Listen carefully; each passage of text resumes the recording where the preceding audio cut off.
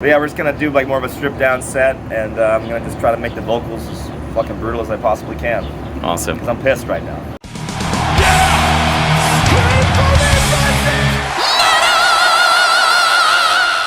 Hey everyone, welcome to the channel. My name is Belgian Jasper. If this is your first time in the channel, hit subscribe right now.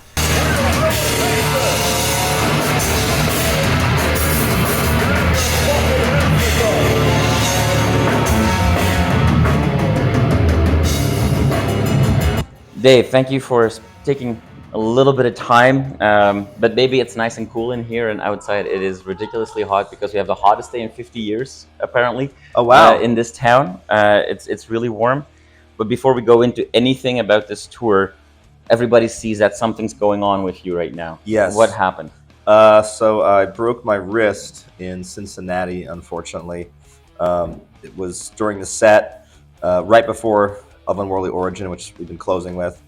And yeah, it was just a freak accident. I took a step backwards, and just there was a cable there that obviously I didn't see, and it just caught my leg in a way and just pulled taut. And yeah, I kind of flew back and put my wrist out to kind of brace myself because I wasn't expecting to fall. Right. And yeah, I broke my wrist, and I knew something was wrong. I wasn't sure if it was like a sprain or what, but I got up and I could feel, but my wrist was like, yeah, not in a good spot. Yeah, not in a good spot. But I finished the song, and we finished the set, which is funny because that song has like the most trem picking in it out of all of the songs in our set.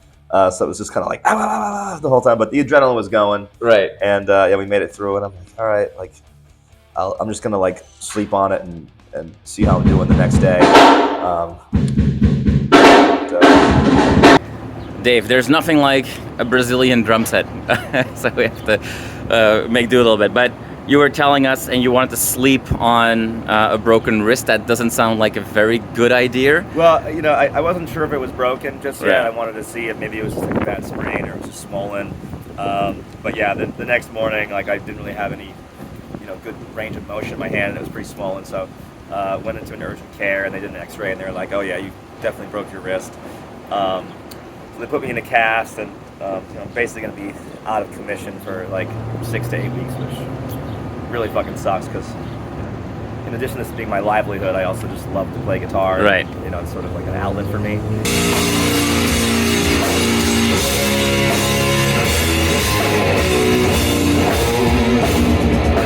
I know that Revocation is setting up, so what does that mean for tonight? Because when people think about Revocation, they think about intricate guitar playing that requires multiple sets of hands. What's gonna happen? So I'm just gonna be on vocals tonight. Noah, who's been touring with us for the past year or so, he's an incredible guitar player, super skilled. So he's gonna be holding it down. We're just gonna kind of do it a little bit more punk rock style. So we're not gonna have all the solos in there, but we might be having an air guitar solo competition at some point. We'll see.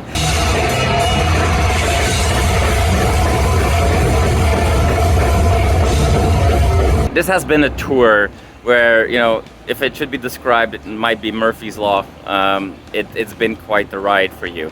I know this is frustrating. At the same time, I know also how much energy and love you get from just being with the community and seeing the response and people coming together. These last few weeks for you, like, how has that been? Yeah, this is, hands down, it's been definitely the roughest tour I've ever done. Even sort of towards the beginning of the tour, we broke down in Albuquerque.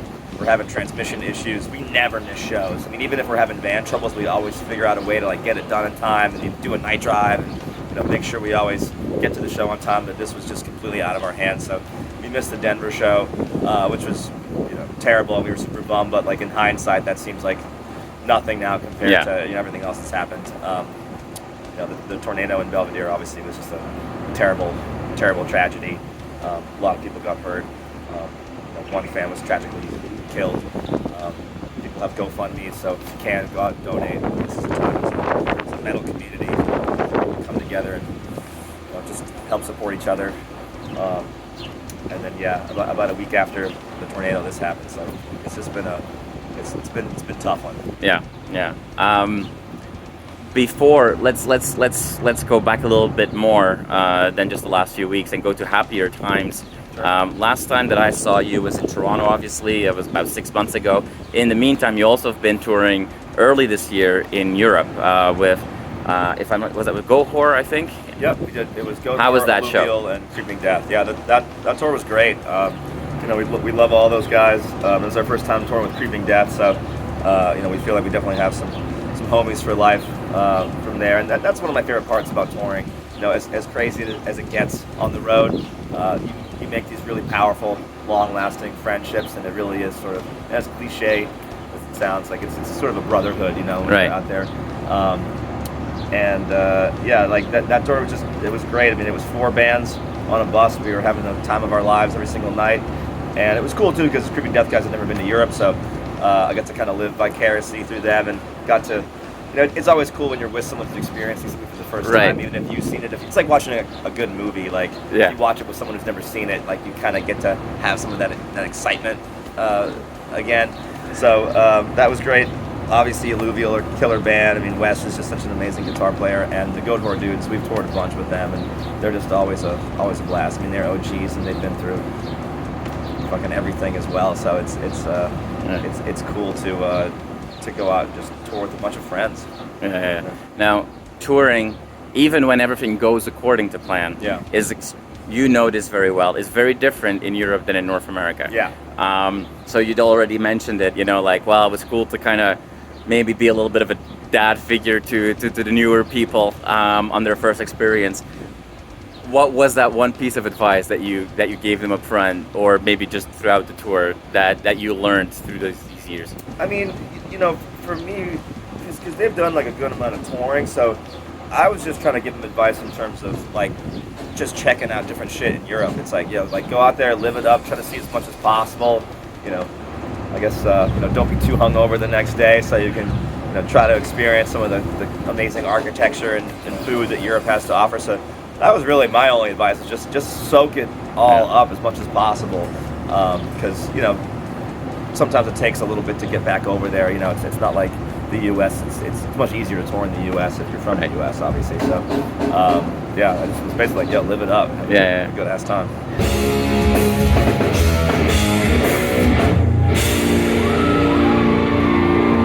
Now, you mentioned I'm out of commission for a while. For you as a songwriter, like, do you start writing just playing with a guitar around, or can you, even without the use of your hands, you know, just by thinking about lyrics or melodies, humming, what have you, like, do you think in the next few weeks you can kind of focus on new music? Well, that's a good question. I mean, I definitely have a bunch of riffs already written, so I'll probably start the organizational process, so, you know, kind of acting more as a composer, I guess. So yeah, obviously I won't be able to play guitar, but you know, just try different things out, putting riff A with riff B and seeing if things connect that way.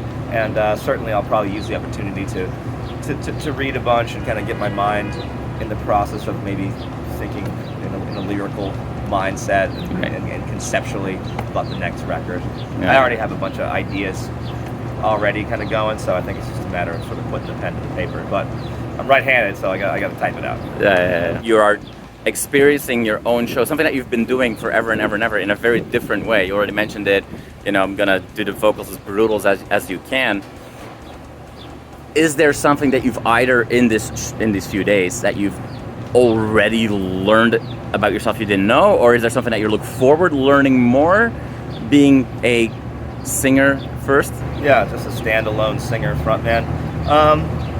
It's definitely a different vibe. I mean, I'm used to being the frontman of Revocation, obviously, but yet not having that guitar there it feels different. I mean, even just holding the mic, you know, I never really get a chance to do that. So, you know, I realize how many instrumental sections there are in our set. You know, a lot of guitar solos. So I'm like, all right, what do I do during this part? But I'm trying to hype the crowd up. You know, maybe casting spells here and there with my left hand. And, nice. You know, I can still air guitar, so that works. Awesome.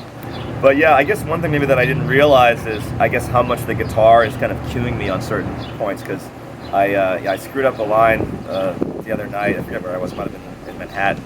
I just I like came in like a little bit early on a part that I never come in early on, and I realized like, oh, like the guitar is actually like, I'm so locked in with the rhythms are doing. Like, it's kind of like keeping time for me, and you take that away, it's like your mind can kind of go elsewhere, and you can kind of jump the gun a little bit. But so again, I'm just kind of reacclimating to just this new role. But I think I'm about 4 or 5 shows in, and have about 10 shows left, I want to say. So by the end, the new Ronnie James Dio will be born by the end of it. Yeah, we'll see. Awesome. Now, maybe as a counter reaction to this whole thing, I shared before with you that I really like your instrumental songs as well. So once you can play again, maybe you just want to make up for lost time and just do like a fully instrumental set list. I mean, hey, I'll definitely want to get as much guitar playing in as possible. So yeah. Who knows? Yeah. Dave, I want to thank you so much for taking some time. I know this is hectic and crazy days, and especially having to adjust to a new muscle memory, if you will. Yeah. But I thank you for taking time to ask some questions, and I can't wait to see you, cast those spells and play that air guitar later tonight. This hand still works. Thankfully.